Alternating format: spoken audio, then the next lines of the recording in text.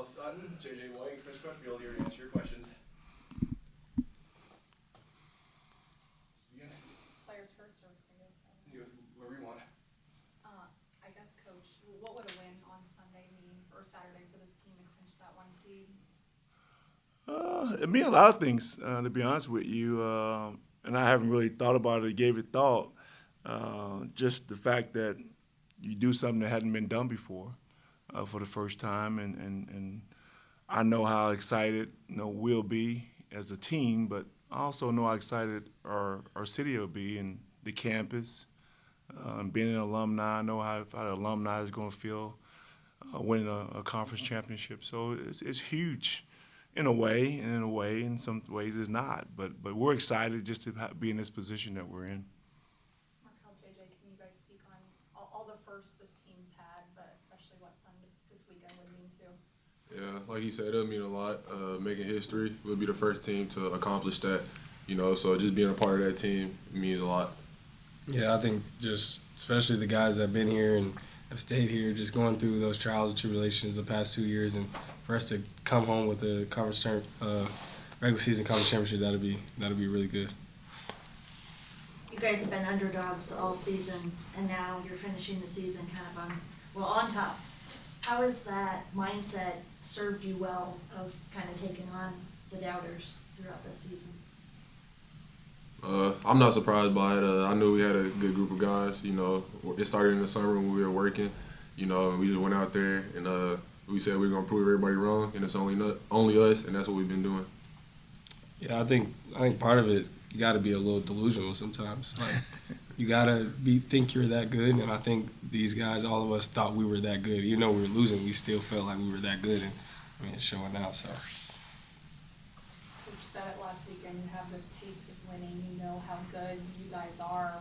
How much is that motivating you for what could happen down the stretch of this season? I feel like it motivates us a lot, knowing that our coaches believe in us and know we can get the job done. So that gives us confidence going into games. So we go out there and play hard for each other. Yeah, like kind of piggyback off what he said. Like there's games when I feel like they have told me you're not being aggressive enough. Just having that support and trust from your coaches, it goes a long way as a player. So, yeah. Coach, obviously there's still work to be done, but how proud are you of this group that their hard work is paying off?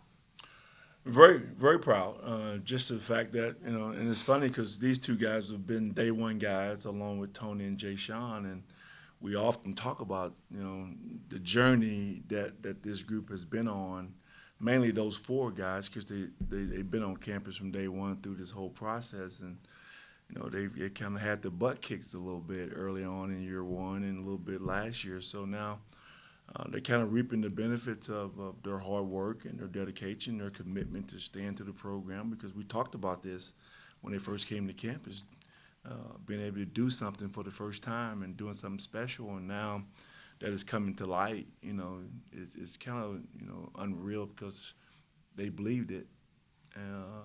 We put the word out earlier on day one, and they believed it, and they worked, along with Tony and Jay Sean. So I'm really proud that we had a vision, we had a plan, and now it's here. Coach, how much growth from especially the day one guys have you seen throughout the last 4 years and continuing into these last games? Wow, that's a good question because it's been unbelievable. That's funny because I've looked at his stats from the first year and compared to what they are this year, and both of these guys here have gotten better. They made just a major improvement, not just in the physical side, but in the mental maturity of what it was going to take to win a conference championship. It wasn't just the physical improvement. They had to start thinking the game. JJ had to start thinking like a point guard instead of a shooting guard. And Marquel had to grow and develop the physicality of the mental part of the physicality of the game. So, and they all did it. They all did it, and they trust the process that we gave them. We gave them a development plan, and they trusted from day one and never batted an eye. So it's so rewarding to be able to see them have success and our team and the program have success. because we all had a plan and had a vision for what it could look like, and now that it's here. For both of you two, senior day, of course, this weekend, kind of ahead of all the hard work you guys have put in, coming to an end. What are the emotions around that celebration of the time here? Like, It's kind of surreal, just knowing that they're going to celebrate us for senior day, like you said, knowing where we are now from where we started. Like just the crowd, our first year here, we had like 500, maybe 700 people in the crowd, and now we just had a breaking record crowd the other day, so it's crazy seeing that, and I know it's going to be a lot of people Saturday also as well to see us play, so it's nice seeing that. Yeah, I think like kind of going off what he said, like, and me and he can relate to this because our parents, I mean, they stay a little further out, so they can't catch a lot of the home games. So just having our folks here for senior night and the fact that it's that big that we can win the regular season, and that my parents are gonna be here to see it. Like it's surreal. I don't know how to explain it. Coach, you talked about being an alum.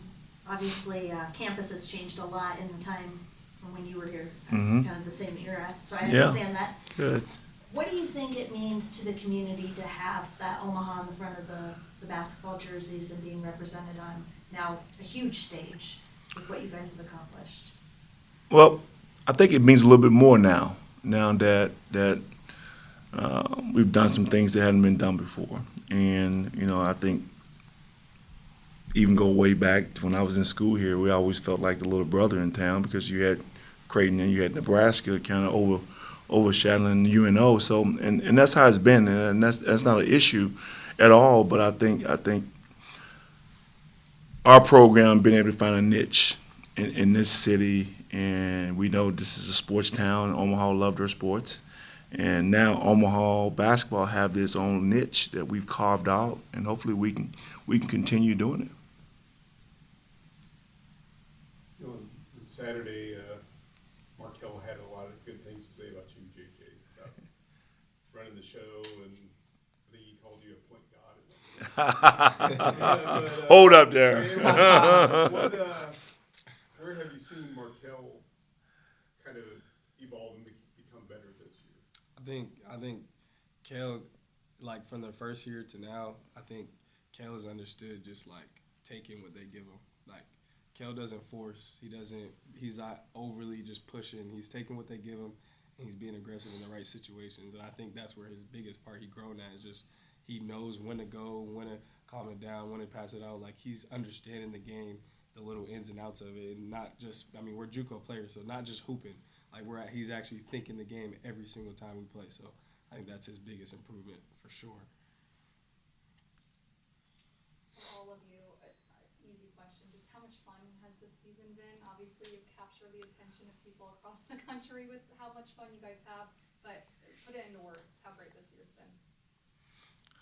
I think, and I'll lead off if you don't mind, you guys, but I think if you understood the journey that this program's been on, and even going back to November, and I brought it up today in our team meeting, the fact that we lost 9 or 11 games in November and early December. I think people seem to forget the journey that this team has been on from the start to now, and it was so easy for them to get their heads down and kind of throw in the towel. And a lot of teams did that, and I told them today how proud I was of them for staying with it and believing what the coaches were saying to them early on when we lost all those games. And I told them we was going to benefit from those losses. And wait till we get the conference play. We'll benefit from it. And they kept working. They kept believing. The buy-in was 100%. And it feels good now to know that we went through that journey and we came out on the other side and we got better. We got better because of that. I think just knowing where we came from and where we started. We were down the first 2 years, and just to be able to be here and like everybody recognizing us now is just crazy, and it's a good feeling. I mean, we love each other. We don't care like who gets the accolades or who do what. We cheer each other on like no matter what it is. So that's why I'm excited about this group. Yeah, I agree with Kel. Like, like when he says that no one cares about the accolades, like it's truly the truth. Like a lot of teams say that, and they might feel like in the inside, oh, like okay, he's scoring more.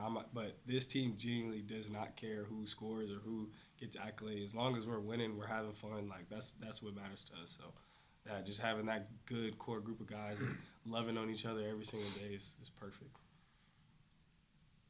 What can we expect on Saturday? Fun, a lot of fun. I told Coach, I said, anytime my parents come in town, I just get googly eyed and I get happy. So I'm gonna have to tone him down a little bit. Both of them, really. Yeah, it's gonna be fun for me. You know, playing against ORU. They're in Tulsa, and that's where I'm from. So I always like playing them, and you know, my family also gonna be here, so it's gonna be nice to see them and for them to see me play also. Is it easy to not get too ahead of yourselves right now with what could happen? Or are you living in the moment right now? Is that easy to do? I think we're living in the moment, you know, taking it one step at a time. You know, we're not looking ahead. We're also not overlooking anybody. We're not overlooking RU. We know they're last in the conference, and they just beat the previous #1 team. So I think they could beat anybody. So we just got to be ready. yeah, I think like credit to the coaches. Like, I mean, you guys give us all the praise, but when we go back to practice, we're just regular guys. So, I mean, them keeping us grounded and just making sure that we're focused on the main goal is just really good for us. Coach, the players talked about the culture and kind of how no one cares about the accolades. What does it mean to build a program and be a part of a program that is so humble in that sense? Well, that's kind of what you want when you start off from day one. You want a group of guys that can come together and you know, kind of put all their personal agendas aside and really, you know, come together as one and do it for the team. In this day and age, that's hard to do. The way social media is today, and you know, you talk about all the things that goes on around the college basketball right now.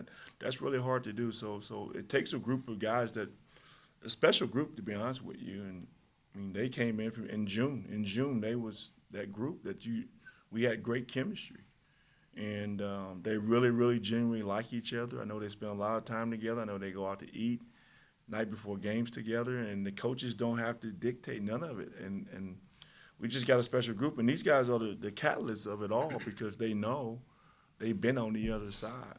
And I'll tell you a quick story, and this never happens, and I've never seen this before, and I've been coaching college basketball almost 35 years now. And, you know, we're in Baxter getting ready to practice one day, and the guys are out there warming up and shooting, and you know, they mess around a little before practice starts.